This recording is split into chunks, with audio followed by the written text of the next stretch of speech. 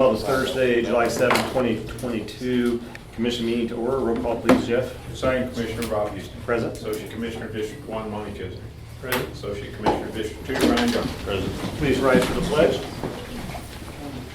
I pledge allegiance to the flag of the United States of America and to the republic for which it stands, one nation, under God, indivisible, with liberty and justice for all.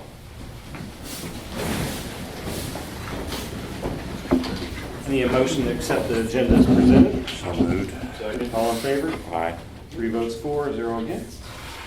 Need a motion to approve the minutes from June 30th, 2022. So moved. Second. All in favor? Aye. 3 votes for, 0 against. Cass County Clerk's Office open a revenue line for election services. I need a motion. So moved. Second. Jeff? That's basically just so I can deposit the money from the state. And this is for election services that we provide for the county. The election service fund is basically a fund that revenue source for me is supposed to take 5% from the cost on the elections that I charge. Any questions, gentlemen? All in favor? 3 votes for, 0 against. Thank you, Jeff. Number 7, Cass County Health Department Blue Cross Blue Shield insurance contract between Blue Cross and the Cass County Health Department. Need a motion? So moved. Second. Sarah? Pretty cut and dry. It's just a contract so that we can process private insurance through Blue Cross Blue Shield. Okay. Any questions, gentlemen? All in favor? 3 votes for, 0 against. Thank you, Sarah. Thank you. Application number 3013, lot split and rezoning of a parent tract of 23.76 plus or minus acre tract with the zoning designation of agricultural into a 10.00 plus or minus acre tract to obtain residential rural zoning and a 13.76 plus or minus acre tract to obtain residential rural zoning designation. I need a motion. So moved. Second. Trey? Good afternoon. We had the applicant speak for themselves, and then we had a neighboring landowner speak against it. He was concerned with the fences not being kept up to date. The board did vote 4 in favor, 1 abstention for approval. Okay, any questions, gentlemen? At this time, if there's anyone here who'd like to speak for or against application number 3013, please step up to the podium and state your name. And at this time, we're going to close the public comment portion of application 3013. All in favor of application 3013? Aye. 3 votes for, 0 against. Application passes. Application number 3014, a subdivision replat to be known as Lot 1, River Forest Estates, replat of parent tract of 18.47 plus or minus acres with the current zoning designation of residential rural to be divided into 2 lots consisting of a 12.04 plus or minus acre tract and a 6.45 plus or minus acre tract, both to retain residential rural zoning designation. I need a motion. So moved. Second. Trey? This is actually a preliminary subdivision replat. We, at the same meeting as the previous one, the board voted 3 in favor, 2 against for approval. Okay. Any questions, gentlemen? Why the two that voted against? The two of the board members felt that they did not want to set a precedent. This is a very old subdivision, Okay. so they felt that they just didn't want to try to set precedent at that point in time for this type of a lot split. So the lots that are splitting up there, are the sizes comparable They're to the still other bigger. lots? They're still bigger than the smallest lot in the subdivision. In other words, the smallest lot here that is listed 6.45 is still bigger than the smallest lot in that subdivision. Do you know about how many lots are in that subdivision ballpark? Not off the top of my head.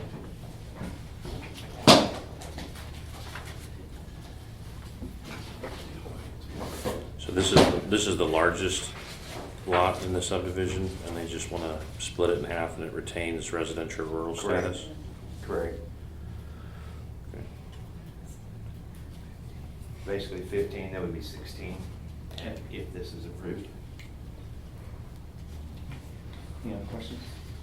Okay, at this time, we're going to open the public comment for application number 3014. If you have a comment for or against, please stand at the podium, state your name and address for the record. My turn.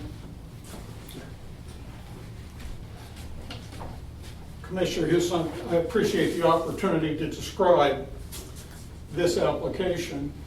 River Forest Estates is in the northeast. Could you state your name just for the record? I'm sorry, Could you state your name for the record? I'm Ron Wood. I'm the applicant, number 3014. Thanks, Ron.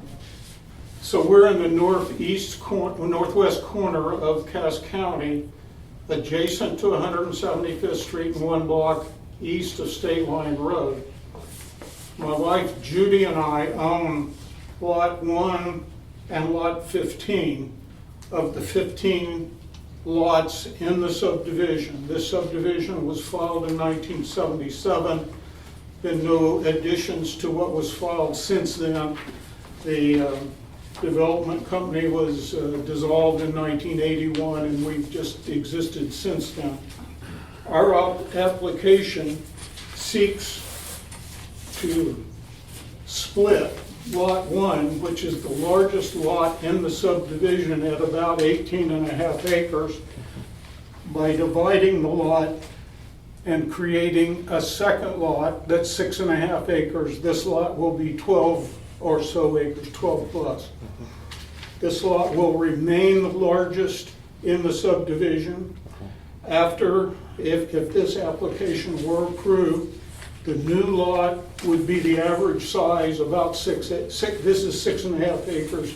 After all of this transaction, the average is about 6 of this, other than this lot, which will be 12, and there's 1 lot that's 10.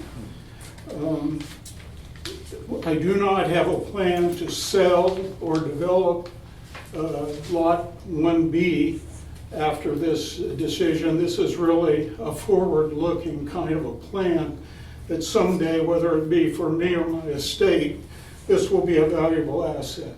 This is a beautiful lot for development. A nice, very nice property could go in there one day. Are there questions? And you currently live there? then, I'm sir? sorry? You currently live here, sir? I currently live in this property. Okay, on 1B. We've been in this property 25 years. When this property sold, I bought it because it's adjacent and I wanted to preserve the nature of the neighborhood. Thank you. Other questions? Thank you very much, appreciate it. Sir. Thank you. Is there anyone else that'd like to speak for or against application number 3014? Please step forward, state your name.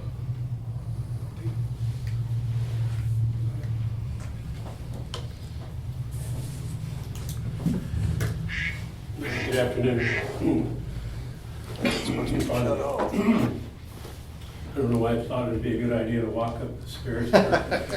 We feel the same way every single day, sir. Not do that again.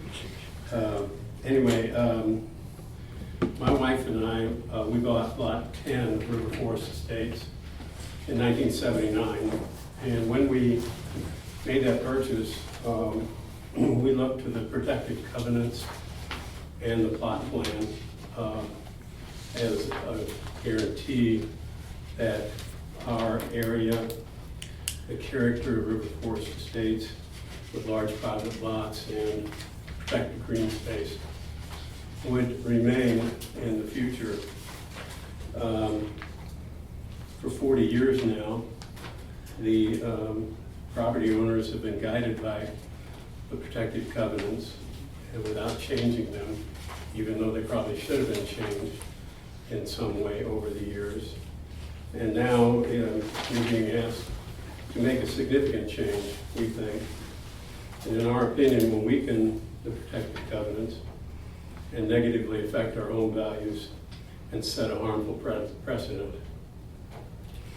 We, like the other property owners, assumed that the plot plan, protected covenants, and restrictions, including the only 1 residence per lot stipulation, meant that the intended character and privacy and vision for our area would not be threatened with more homes on smaller lots.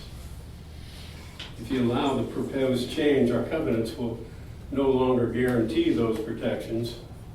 If allowed, this change would open the door for unforeseen consequences. Give a green light to any other property owners in the future who might want to split their lots. So in closing, I'd only ask one question. What's the imperative? Why do this? I'll answer that for you. I don't think there's a very good reason at all. On the other hand, there's plenty of reasons not to. If you do approve our property values, our neighbors' privacy, and the character of River Estates will be negatively impacted. And if you approve this application, you should be prepared for similar ones in the future. So we urge you, please, to vote no. Thank you for your consideration. Anybody questions? Can I have your name, sir? Sorry, Peter Brake, B-R-A-K-E. Thank you. I live at 17900 South Rolling Hills. Thank you. Thank you very much. Is there anyone else who'd like to speak on application 3014, for or against that? Please step forward, state your name.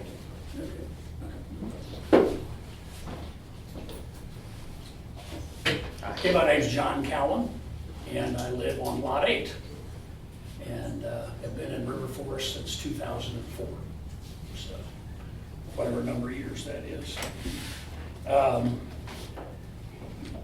As Pete sort of has discussed, River Forest is incredibly unique. Nothing like it being built anywhere. The developer had a vision when he built it. It's dominated by woods, a little open space, and Mill Creek, which runs through it, which ultimately makes the lake at Loch Lloyd. So I think the bottom line is the open space is the central theme of it. It's the reason people live there. The quiet and the adaptation and the relationship with the wildlife, et cetera, et cetera, et cetera, is very unique. And I don't know if any of you have ever been there or not, but it's worth your time. And where Mr. Woods lives is one of the best streets I've ever seen in my life. The quietness of it, the nature part of it is absolutely what the developer intended.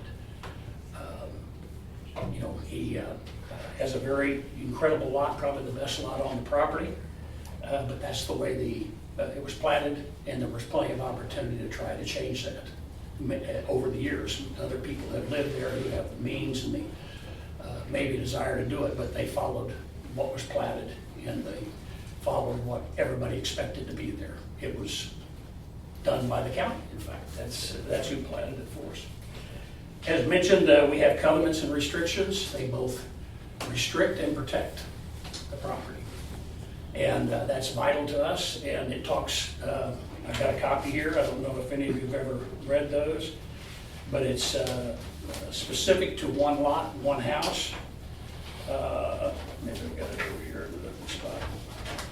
And it talks in terms of green belts and the value of nature and the idea behind you can't cut a tree on the property line for 20 feet either side. A lot of things that they really worked hard to preserve the integrity of the subdivision. Okay. When we were notified by Mr. Wood that he wanted to do this, and Pete and I felt like, and others, that we ought to get together. There's only 15 of us. Have a meeting. I've got the letter here where he sent it to Mr. Woods saying, let's get together, let's meet at our house, we'll open our home, let's talk about it. We got no response.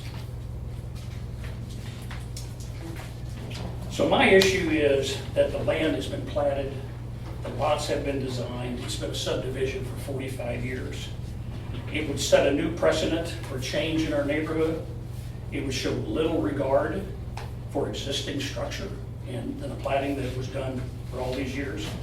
And it could bring, as Pete discussed, unintended consequences. There's a lot of this type of property around the area. In addition to our subdivision, there's a lot of people who just start cutting up their lots and dividing them into something else. It's unique, no question about it. And, protecting our area is already a challenge. We have Loch Lloyd to the north. We've got Broad Rock in Kansas to the west.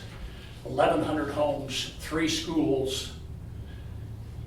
The traffic, the infrastructure is simply impossible for it to work. And it's already extremely dangerous. The intersection of Timber Ridge and 175th Street is described by the people at Mount Pleasant Township as the most dangerous intersection in the entire county. So there's a lot of things that need to be addressed, in my opinion, and anything that pressures history and the relationship we have with the land, it's just a very unique subdivision for those purposes. Now, we do have problems. We have deer eating our flowers. We have turkeys gobbling and waking us up in the morning. We've got fish in our creek the kids want to catch. We've got those kind of problems, but it's really unique and it's really special. So I hope that you would agree with the existing homeowners, people who have purchased and invested in the neighborhood in the past, and we believe that this is a process we don't need to start with. Thank you. Any questions? Keep dropping stuff. Thank I you. have a question. Why does John Noble have 2 homes on his property? Excuse me. At this point in time, Oh. he has his right to speak. Oh, Your husband will get to speak after that. Well, okay. it's okay, because the truth is, we don't have what you call an active homes association because we don't do anything. Services are all provided to us, et cetera, et cetera, et cetera. But we do have a planning committee and a building committee, and it was Mr. Noble, and it was Pete Brake, and it was Sherry Efforts. Okay? And in 2004, Mr. Noble told us he was going to build a barn. Okay? Didn't take long. We got Pete might be able to talk to it a little better than I am, but it didn't take long that we got notice that he'd applied for a permit to do this, and then he was going to, and was allowed by the county against their own rules, to hook into the sewer. What was a single-family barn, puddler place, turned into a residency of 2 bedrooms up, and it was a 1/2 inch structure. And of course, I don't know where the county was to building inspectors and people like that, but Pete and his group met with Jack, where he was in defiance against following the rules. He wasn't going to do it. And ultimately, I think it was the next day or two, he relented and said, yeah, you do have these rules and you can't do this. And admitted he was going to move his daughter into the property and wanted it for a second guest house. So if he's operating that as a second home, then that needs to be dealt with. The county never gave him permission to do it, and it's against the restrictions, and that's the unintended consequences I'm talking about. If he can get away with it, why wouldn't somebody else want to get away with it, right? Now, I don't know that he has anybody living there. That would be a problem if it was. I think we beat that one back. I've got a letter here, if you'd like to look at it, where that was all addressed in 2004. And he admitted he didn't care about the guidelines, he didn't care about what zoning, and it literally went against the county and hooked into a septic against your rules. That's the stuff that happens in these kind of situations. So that one backs up to my head. Anyway, so any other questions? Thank you. Appreciate it. Trey, the split on this lot, does it meet county specs today? Yes, sir, we wouldn't even been able to bring it to you. Okay. Do we have any other? My name's Gary Kliggins-Smith. I live on South Timber Ridge Road, and I have lot 13, which is the first lot across the street from these. I think I probably have the second biggest lot, 10 acres. And I think the Jack Noble thing is he ended up doing away with his restroom in the barn, so it sort of resolved itself. Well, at least I've never been in. I also want to give you a Google map of what our area looks like. Sorry, don't have one more. This is my house. Okay. This is Lou's house. This is lot 1. And here's house. This is the way the original plat was drawn. This is why we bought the last lot in here, and we were the last home to build in here. So we had standards that we saw. So we're talking dudes about putting another house in there someday, maybe. That, we're not sure, no guarantees. So you're talking about split, something like that. You say you are considering? No, it would be the woods. Or if they sold to somebody, I don't know. So this is the lot we're talking about right now, This is lot 1 from here. and that's what we're talking about? No, we're talking about the space between In this here. house and this. Got it, One of the things that concerns me is you still got 16 acres. Somebody could come in here and subdivide that again down the road if they really want to. It's not an easy lot to build on, but it could be done. The other thing is, like everybody's talking about, the covenants were done in 1977, and some of the standards for the homes in 1977, nobody'd want to apply today. Like a ranch home could be 1,500 square foot with no basement, built on a slab. So that's what they were talking about, really some things need to be changed. It's also our other point, everything else has gone through the architectural committee first. When we wanted to put on a new roof, because we were forced to do a wood roof according to the covenants, we had to go to the committee, and like 2 years after we built our house, they changed to where you could have a tile roof with asphalt. Right. So we had to be the last person to build in there. Wow. And that's after Johnson County outruled all wood roofs on our homes. So we're saying a lot of things can happen here. We're just not sure. You know, some of it may never come to fruition, but we don't really see a good reason for it either.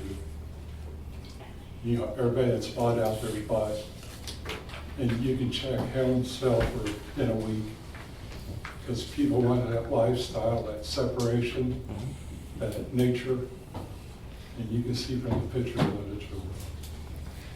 Thank you. Do you see any implications regarding the covenants and the? So the rule is cities and counties don't have what we call standing to enforce a subdivision's restrictions or covenants. Those are in the nature of a private contract amongst the property owners. Right. So cities and counties don't get involved in enforcing.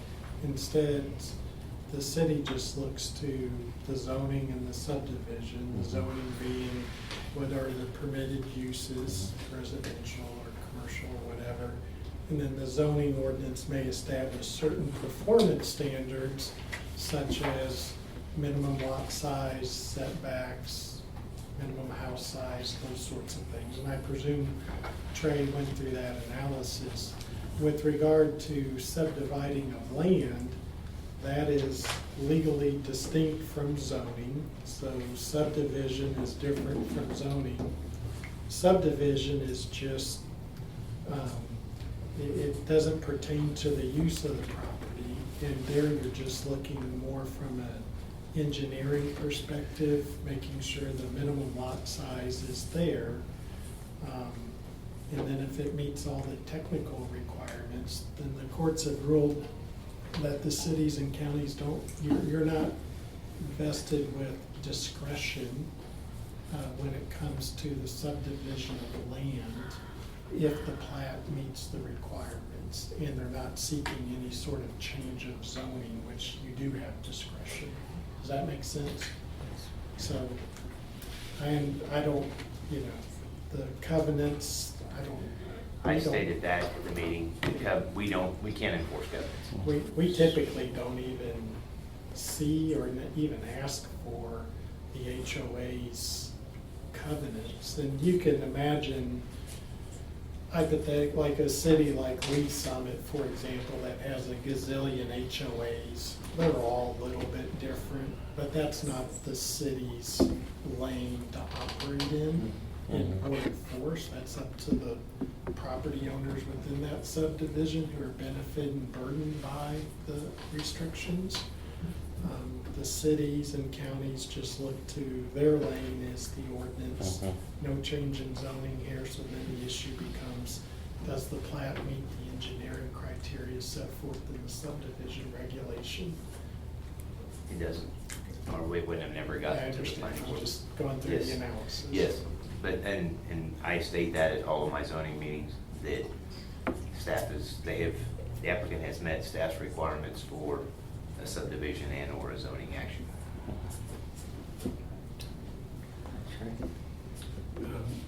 Me again.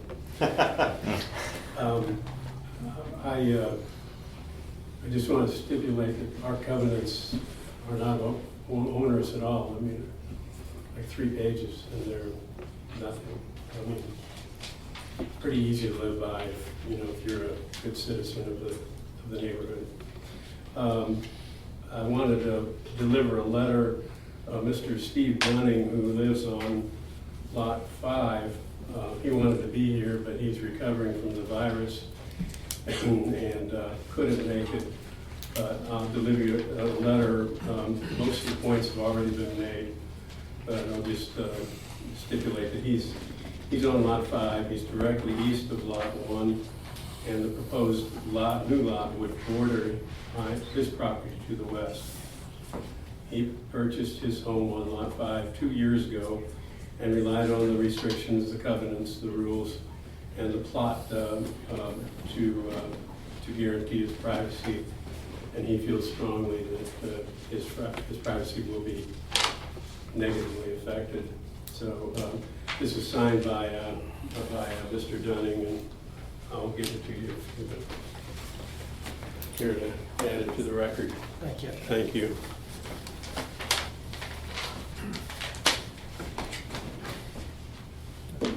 Any other comments for or against application number 3014? Seeing none, we're going to close the public comment portion of application 3014. I got a question. Further discussion? Yeah, Mr. Woods, how long have you owned this property? How long have you owned the property? We've lived in the Lot 15 for 25 years. We've owned Lot 1 since 2016. Okay. Thank you. As I say, would you want any rebuttal from me? You're welcome. You're welcome. Why don't we just close No. Let us reopen the public comment portion of application 3014. Go ahead. Well, I am extremely sensitive to the concerns expressed by my neighbors. To give you a little reflection of the history, on April 12th, I sent a letter to all 13, the additional 13 owners in the subdivision, and asked them to not object to my proposal. 7 did not object. I received 1 set of comments from Mr. Bright, and the other 5, I didn't hear anything. The concern that if I can boil the concern down, there is an expression that this is in fact, if you approved it, a precedent that would allow unruly subdivision of the lots in River Forest. We're RR, rural RR, so 3 acres is a minimum. We don't have any 3 acre lots. The smallest lot in the subdivision is 4.5 acres. Here's what happens. I think this is instructive for you to see what happens. Lot 1 presently is the largest lot in the subdivision at 18.5 acres. It will still be the largest lot. 1A will be the largest lot at a little over 12 after the subdivision. The new lot that I'm asking to create is larger than the average of these lots after subdivision. So this is, although this is a precedent to do something that has, to a subdivision that's existed for 45 years, it certainly is not a precedent to divide it up in 3-acre lots. The planning board will in fact address those kinds of questions if it ever arose, and I believe the planning board is in a position to eliminate any of that kind of silliness in our subdivision. I am completely sympathetic to what these gentlemen have expressed. I want to preserve the character of our subdivision. Are there any questions? It's your property, right, sir? Say it again. It's your property, right, sir? It's your property? Yes. Thank you. Thank you. Thank you, Mr. Wood. Any other comments before we close the public portion of application 3014? We're going to close the public comment portion of 3014. Any other questions, gentlemen? Okay, so application number 3014, all in favor? Aye. 3 votes for, 0 against. Application 3014 passes. Thank you all. Any miscellaneous business today? Oh, you want to talk about it tonight? Would you mind? Sure. So, Miss Walden with Great River Engineer, I think, provided some documents with regard to the Missouri DNR ARPA grant program that focuses on water and wastewater improvements. You might, so that packet that DNR sent out, you might remember they had to form resolution of the governing body where the applicant had to designate the point of contact, and then that resolution also delegated authority for that person to sign necessary documents. And the North Cass Waste Management Sewer District adopted that resolution and designated Commissioner Ryan as the point of contact. So this action has already been taken care of. She'll just need that one for her records then. Right. Version thereof. She also included a draft of their project management plan, which kind of lays out critical tasks, timelines, estimated cost. You'll note on page 2, under expected schedule, there is a task called project cost analysis with the anticipated completion date being Monday, July the 11th. That becomes important for purposes of the DNR grant program, because if you switch over to this sheet, which is the local cost share, you can well imagine when DNR puts out this grant, I think they're in the neighborhood of what, 300 million, give or take. It's like a feeding frenzy at the trough for this. So it's stuff which is fine, but stuff becomes competitive.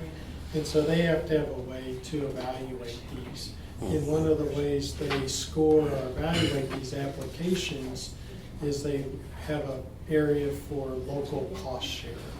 And as Ms. Walden explained it, an applicant has to contribute at least $1. But to score points, and I think it's either 3, 4, 5, she said there were 3 tiers.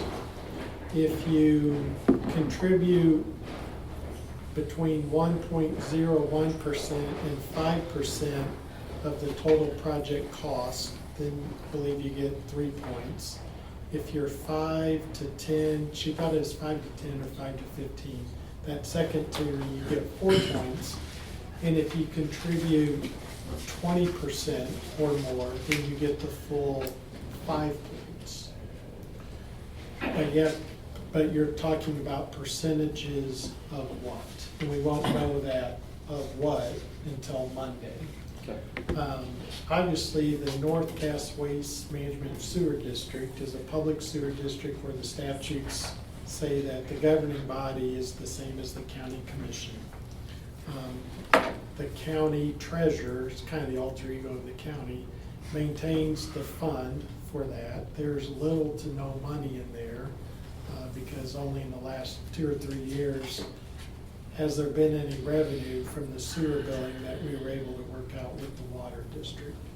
So Ms. Walden, I told her I wasn't gonna quote her on this, but I'll say it anyway, but it's non-binding on her or Great River. She didn't, if I said, if you had to guess right or die, what's just the general ballpark of that project cost? She was thinking 1.5 to 2 million would be a really healthy project for the trunk line, the lift stations, et cetera. She didn't really think it would be more than that, but just to be safe.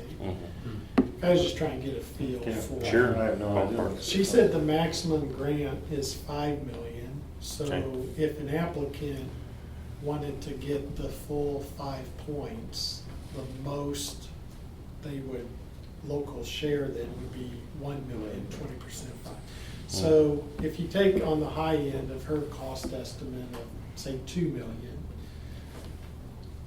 for the sewer district to gain the maximum number of points, it would have to local cost share 400,000. Well, obviously, the sewer district doesn't have 400,000. So Ms. Walden and I talked that one option available is for the county to transfer part of its ARPA funds that it has received directly from the state to the sewer district fund, drop that in, and then on this form where it says cash on hand, I don't know, Steve, there's like $3,000 or something right now in the fund, or maybe $300. I don't know. Something like that, but so to be theoretically 403,000 would be the current account balance, and then amount of funds allocated to local cost share would then be the 400,000. And then this would be part of the submittal packet to go along with the application. And that would best position the sewer district application, at least in that area, to receive a Right. maximum number of points. With the matching dollars there, yeah. Yeah, so you would use 400,000 of the county's ARPA to leverage basically 1.6 of the state's ARPA. Right. That would be the goal. Thank you.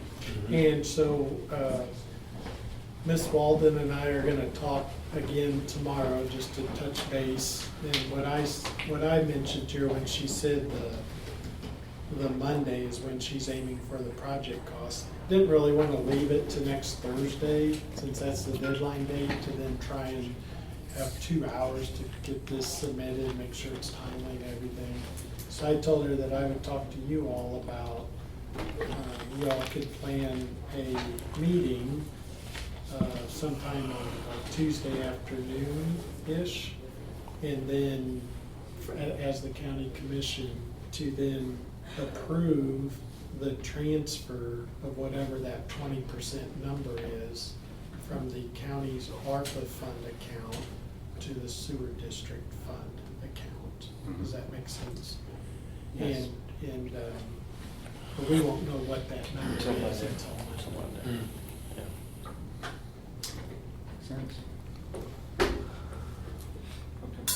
so. And we can work with Kaylee, to get that scheduled for Tuesday afternoon. And I think that would just be a fairly quick meeting. I probably would not be in attendance, but if you have any questions, I could call. Okay. Thanks. Does that make sense? Yeah, thank you, Paul. Yeah. Any other questions? Good news, Rob.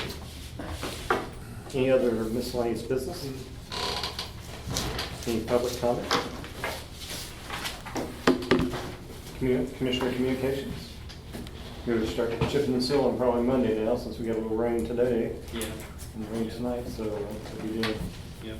50 miles here in the next few weeks. Need a motion to adjourn? Second. All in favor? We are adjourned. Aye.